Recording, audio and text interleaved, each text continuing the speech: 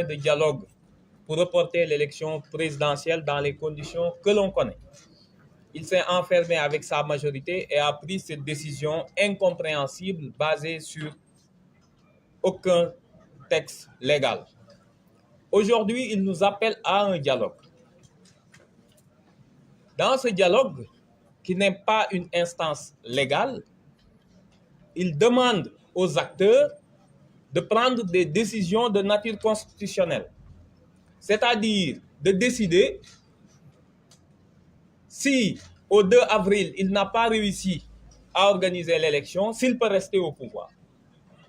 Il demande à une instance non juridique de déterminer la date d'une élection présidentielle, qui est une prérogative propre que lui confère la Constitution.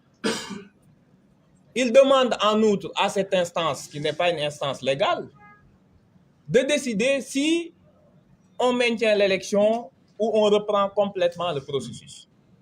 Vous comprendrez dans ces conditions que le FC25, qui regroupe les candidats retenus, ne puisse pas participer à ce dialogue sous ce format-là, où le président convoque à une foire d'empoigne entre ceux qui disent qu'il faut y aller et ceux qui disent qu'ils ne vont pas y aller, qui sont un peu de sa galaxie, c'est-à-dire des partis et mouvements satellites, pour acter une divergence et pouvoir encore être le maître du jeu.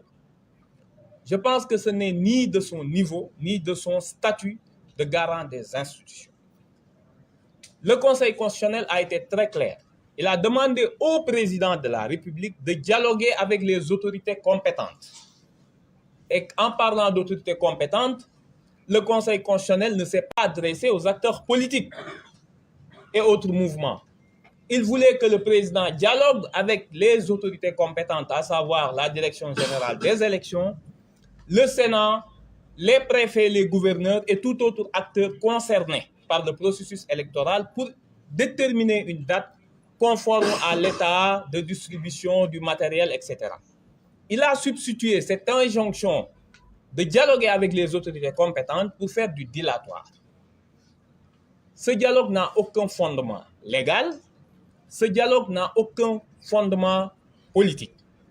Si dialogue doit y avoir, il ne peut concerner que les 20 candidats retenus et pour un seul ordre du jour, à savoir quelle date retenir. Nous considérons que le président de la République est en train d'organiser l'ingouvernabilité du pays en décidant que n'importe comment il va retarder le processus pour qu'au 2 avril, il n'ait pas de successeur.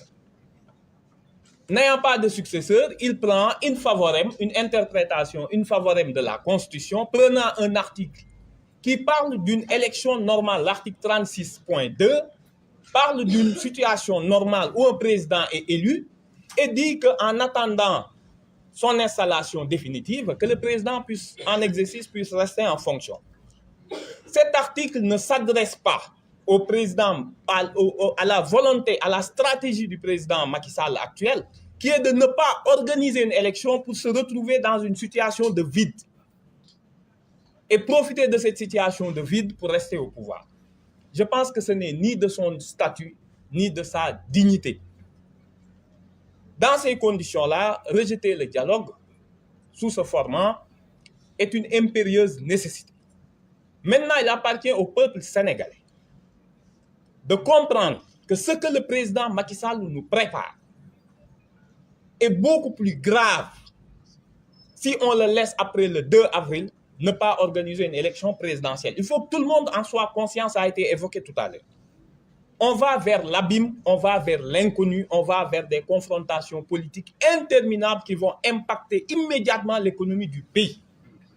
Dans ce sens, dans ce contexte, il faut que ce soit la manifestation de cet après-midi, que ce soit les jours prochains, qu'il y ait une succession de manifestations pour lui montrer, pour lui rappeler son obligation constitutionnelle qui est uniquement de fixer la date de l'élection.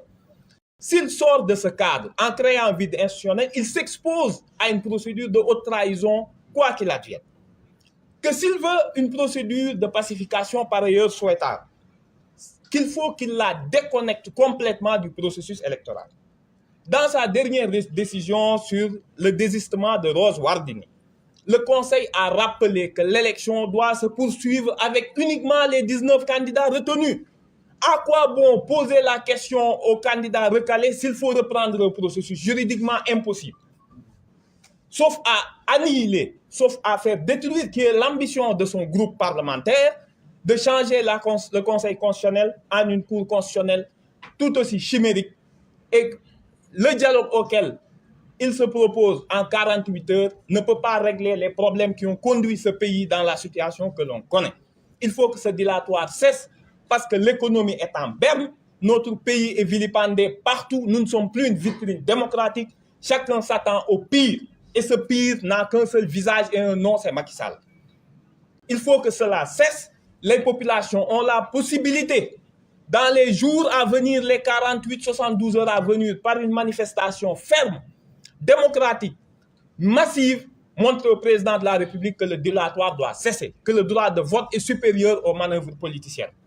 Il revient au peuple sénégalais, qui a, par le passé, perdu beaucoup d'occasions d'exprimer le pouvoir que lui confère la situation, c'est-à-dire d'être le titulaire du suffrage universel, d'exiger l'exercice de ce suffrage.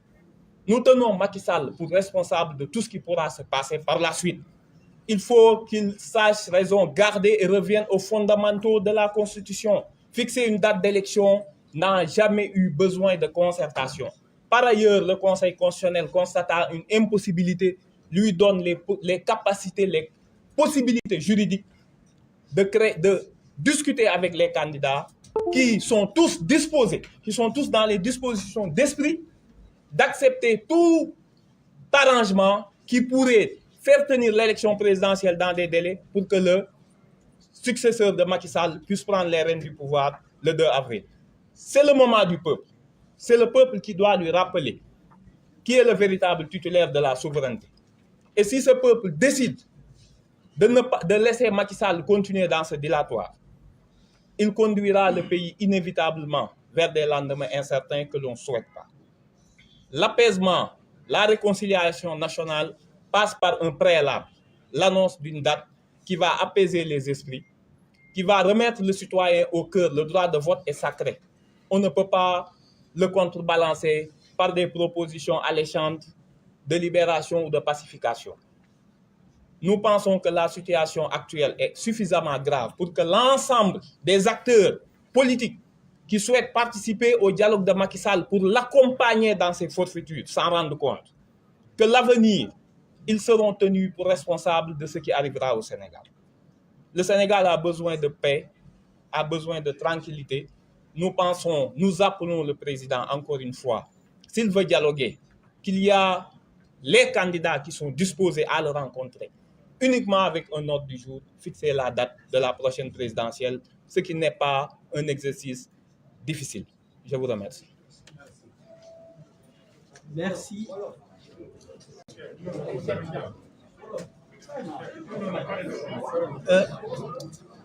Juste une petite synthèse de ce qui a été arrêté de façon commune par tous les membres du Front F-25. Le premier point, le FC-25 refuse de répondre au dialogue proposé par le président de la République. En plus de ce refus, le FC-25 va saisir le Conseil constitutionnel. En plus de la saisine du Conseil constitutionnel, le FC-25 va diffuser une lettre ouverte adressée au président de la République en troisième lieu. Et le FC-25 appelle tous les Sénégalais à se mobiliser pour répondre à l'appel qui est fait aujourd'hui par le Front pour la défense de la démocratie, je crois que c'est ça, FDD. Et pour le samedi, de demander à tous les Sénégalais de répondre à l'appel du F24. Le dimanche, étant donné que la Constitution, la Charte fondamentale, confère à chaque Sénégalais ayant l'âge de voter d'exercer son droit de vote. Et donc le dimanche, tous les membres du FC25 appelle les Sénégalais à exercer ce droit de façon symbolique qui va matérialiser